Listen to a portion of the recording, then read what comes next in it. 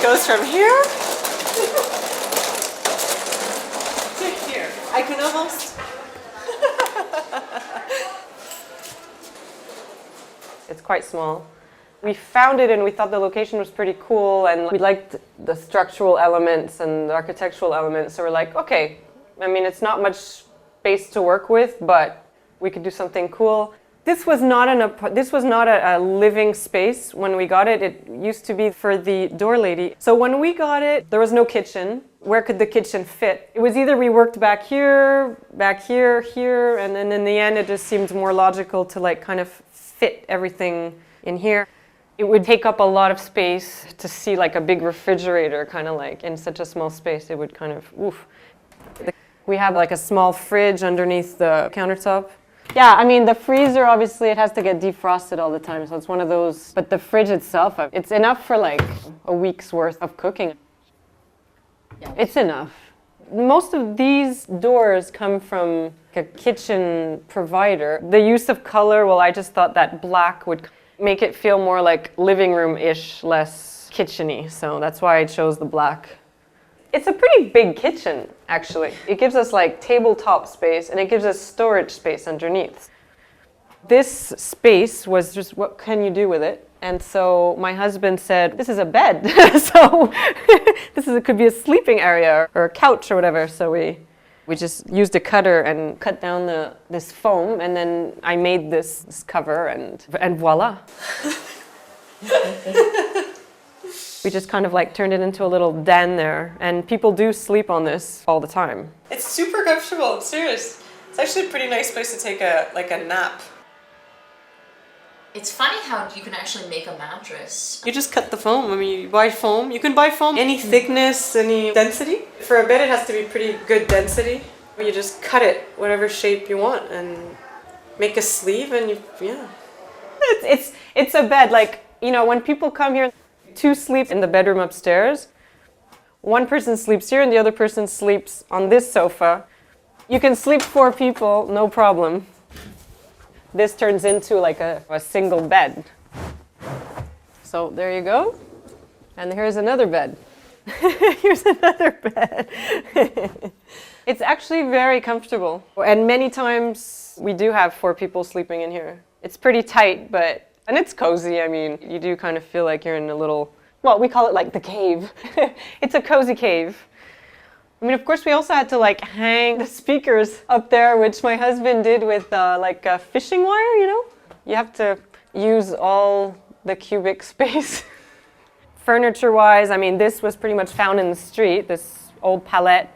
And I thought, okay, cool coffee table. We can just cover it with something. In this case, it's a plastic because I thought it's maybe safer in terms of there's kids here and stuff.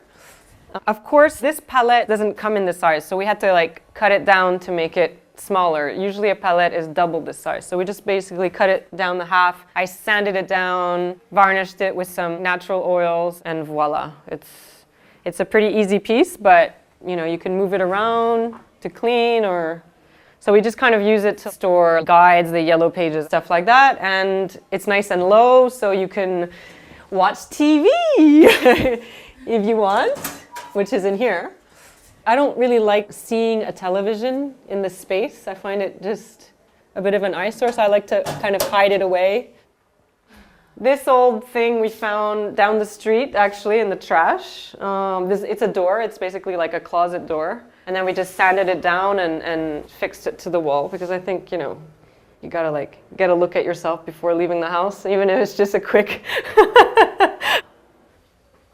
Well, I think we just, this lets some natural light through. The bathroom is minuscule, but we found this sink that somehow fit perfectly in this little space, so I think it's all right. And this is an IKEA piece that we, again, like cut down to fit underneath the little sink. So when you're in here, you're fine. I think it's okay. You do what you need to do and get out. You do what you need to do and get out. The shower is actually bigger than the rest of the bathroom. You know, whole family could take a shower in there. So you got like, okay, just even also for like the toilet paper, like where are we gonna put the toilet paper? Just like have it all there, you know? I mean, in here, under the bed there's a lot of storage going on. Yeah, so we have these kind of like trunks that just have like linens and towels and things like that. What you don't get of a small space is storage, but if you can find a way to store your things, I think it's not that small. A German girlfriend of mine, someone she knew worked on a plane, and so we have these like airplane storage units as nightstands. I've never felt that it was too small at all. It's just for the storage. I mean, what are you going to do with your stuff? So that's a plus actually of being in a small space, is you don't accumulate stuff that you don't really need anyways. So you're not tempted. I think that's a plus. And the armoire, it's an old thing we found, and we cleaned it up and put some knobs on it, and it's working great. I think that in this case, we didn't really want to do anything like built in, because we wanted to maintain the structural elements of the ceiling. So just try to keep it as clear as possible. So just getting an armoire was just the best solution. I once had a very large space in New York that I could have done anything with it. And actually I just had everything out all the time, and I mean, it was a bit of a mess most of the time when there weren't people over. The cave, yeah, well, we've had some good times. I've had dinner parties in here. Have you really? Downstairs, yeah. In comparison to this space where you just don't bring much stuff in. I think that's the difference. You know, you buy food for the next few days, I think it's kind of, maybe you're more in the moment, more kind of basic and in the moment. I think that it does bring that on. You need your orange juicer, because there's some pretty good oranges. I love this little thing, the little garbage. The garbage, yeah. Here you are, right? You're cooking, and you can just, because where do you usually put the garbage? Isn't this good? You kind of just like throw things in there while you're cooking. You don't have to like open a door. Or...